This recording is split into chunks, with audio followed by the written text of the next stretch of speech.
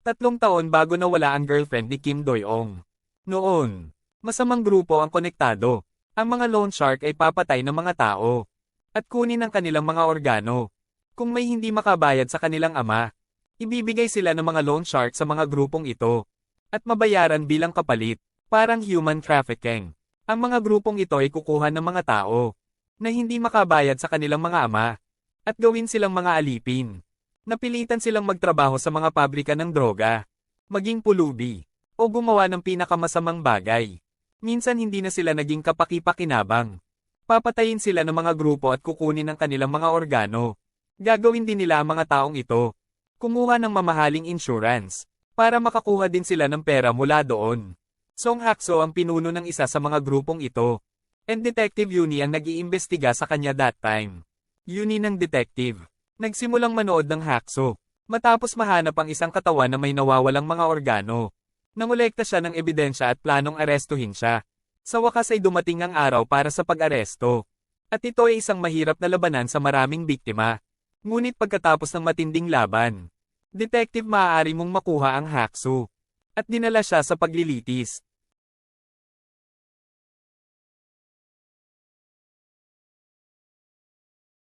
Makalipas ang 3 taon, noong 2015, pumasok si Do-young sa isang tindahan ng alahas at bumili ng singsing. Gusto kasi niyang mag-propose sa girlfriend niya. Pero bago siya makilala, nag-blind date siya, para makita kung iba ang nararamdaman niya sa ibang babae. Gayunpaman, sa panahon ng blind date, iniisip pa rin niya ang girlfriend niya Jo-young. At nagpa siya na talagang gusto niya. Mag-propose sa kanya kaagad pagkatapos. Do-young goes para makita si Jo-young. At inaanyayahan siyang bumisita sa bahay ng kanyang pamilya. Hindi niya sinasabi sa kanya ang tungkol sa proposal. Kaya lang gusto niyang makasama siya ng tanghalian. At ang tanghalian, sa harap ng mama at kapatid ni Jo-young. Do-young humihingi ng blessing na pakasalan si Jo-young. Masaya ang kanyang pamilya tungkol dito. But Jo-young parang nalilito at hindi masyadong excited. Pabalik na sila sa apartment nila. Sabi ni Giyong kay Doy-ong. Ayaw niyang magpakasal. Dahil nag-aalala siyang hindi papayag ang mama niya. Alam ni Doy-ong. Natatakot lang siyang ma-reject ng pamilya niya. Para mapanatag siya, binigay niya sa kanya ang singsing na bot niya. Sa halip na pasayahin siya, daring mas kinakabahan si Jo-young. Kaya nagpa siya siyang bumalik sa kanyang pamilya ng gabing iyon. Gusto niyang pakalmeyan ang sarili. Ngunit ang mga salita ng kanyang ina tungkol sa kanyang nakaraan. At ang pagkakataong magpakasal sa isang mayaman. Lalo siyang hindi sigurado. Halos hating gabi na. Do-young calls Jo-young. Hindi pa rin siya sigurado at humihingi ng mas maraming oras para makapag-isip. Samantala, nag-aalala talaga si Jo-young kay Hak-soo. Na mula sa kanyang nakaraan. Nasa kulungan ngayon si Hak-soo. Pero pinagmamasdan pa rin niya si Jo-young sa pamamagitan ng kanyang mga tauhan. She knows na hindi lang siya pababayaan ni Hak-soo. She, scared na. Magkakaroon ng malaking problema si Doy-ong kung pakakasalan niya ito. Kahit na ang buhay kasama si Doy-ong ay tila may pag-asa. At mayroon siyang magandang trabaho bilang manager ng bangko. Buntis din siya sa anak niya. Hindi niya kayang iwan ang ama ng kanyang anak. Pagsisimula ng problema, when Jo-young nagdesisyon na tanggapin ang proposal ni Doy-ong. Ang kanyang trabaho bilang isang bank manager. Kadalasang nagsasangkot ng pagsuri sa mga kumpanya na nagtatrabaho sa kanyang bangko. Hinala ni Doy-ong si Seryo, isang kumpanyang pag-aari ng Loan Shark Park Taego. Gumagawa pa rin ng masama. Under Hak-soo's na proteksyon. Pero hindi mo kayang mag-imbestiga. Kasi, pinagbabawalan siya ng kanyang amo na istorbohin ang kumpanya. Isang araw pagkatapos ng trabaho, naghihintay si Jo-young sa apartment ni Doy-ong. Para sabihin sa kanya ang magandang balita tungkol sa magiging anak nila. At pag-usapan ang kasal. Pero pag-uwi ni Doy-ong, Taeyong wala na. Umalis siya.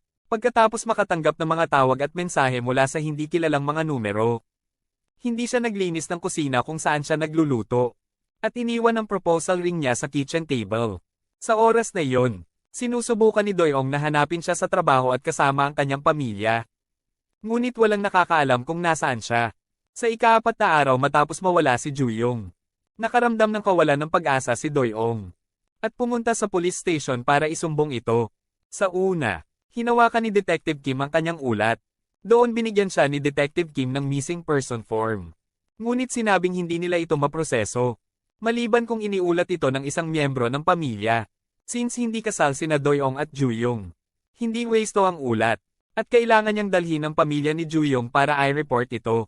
Pinipigilan ng kanyang galit. Tinawag ni Doyong ang kuya ni Juyong. Para pumunta sa police station.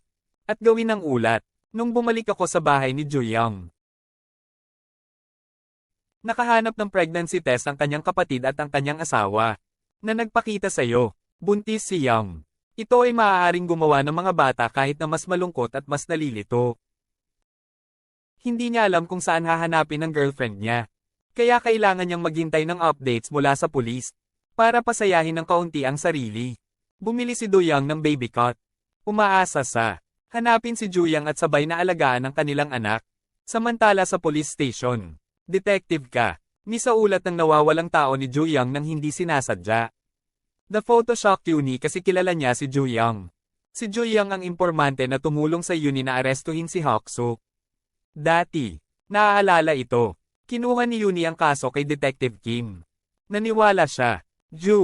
Ang pagkawala ni Young ay konektado sa mga krimen sa Haxus. Kinabukasan Detective Yuni. Kasama si Detective Kim at Detective O. Pumunta sa apartment ni Young. Sinabi nila sa kanya ang tungkol sa nakaraan ni Juyang. At kung nasaan siya.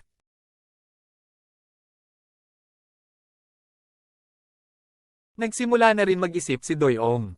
Kung paano niya nakilala si Juyong 3 years ago. Umuulan noong araw na iyon. And Juyong sumilong sa harap ng office ni Doyong. Nahuli niya ang kanyang mata.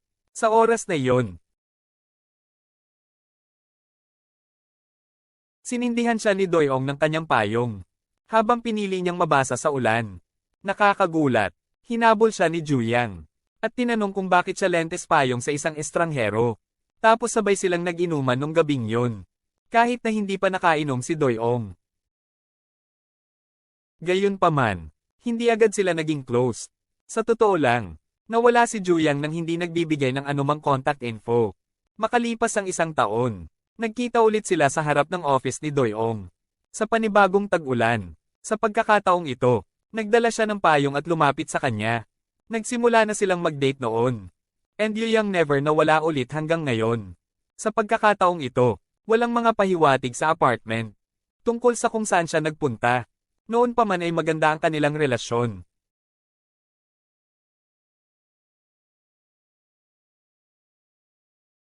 Doyang even bumili ng apartment kasi. Gusto kanyang pakasalan ng bata. At nag-iipon ng pera. At nag-iipon ng lakas ng loob para mag-propose. Sinabi niya sa Yuyan. Hindi niya alam na buntis si Juyang. Hanggang sa gabing nawala siya. Doyang ay naghahanap sa lahat ng dako para sa Juyang. Para sa nakalipas na 3 araw ngunit hindi siya natagpuan. Hindi rin niya alam kung sino ang mga kaibigan niya. Pakiramdam desperado. Doyang pumunta sa police station para humingi ng tulong. Sa kasamaang palad nagsisimula pa lang ang investigasyon ni Yumi. So wala pang malaking progress at paghahanap ng Juyang. Wala rin silang saksi. Then Doyong nakakita ng papel na may phone number. Sa dashboard ng sasakyan ni Juyong. Pagkatapos mag-isip tungkol dito, nagpasya siyang tawagan ng numero. Nakonektado sa park tag mo. Sa oras na iyon, hindi alam ni Doyong kung sino ang tinatawagan niya. Kahit na pagkatapos makipag-usap upang i-tag ka. Doyong thought dapat matrace ang numero. Kaya, pumunta siya sa police station para ibigay ang number kay Yuni. Gayunpaman.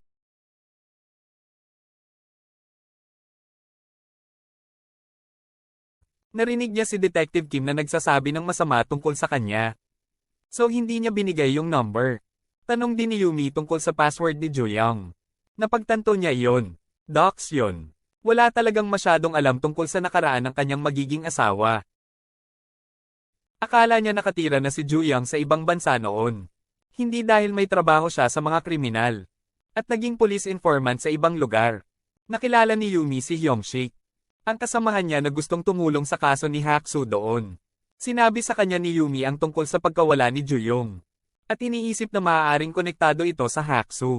Siguraduhin ng Hyungshik dahil nasa kulungan pa rin si Haksu. At nagbabala kay Yumi. not to handle cases related sa mga informant niya. Naaawa si Yumi kay Giyong. Alam niyang buntis siya, at planong tumira kasama ang lalaking mahal niya. Para makasama si Doyong. Nagsakripisyo si Juyong sa pamamagitan ng pagtataksil sa Haksa. At tinutulungan kita bilang isang impormante. It took a year bago magkita ulit si Juyong kay Anmi. Dahil kailangan niyang tiyakin na nasa kulungan si Haksu. Sapat na ang haba.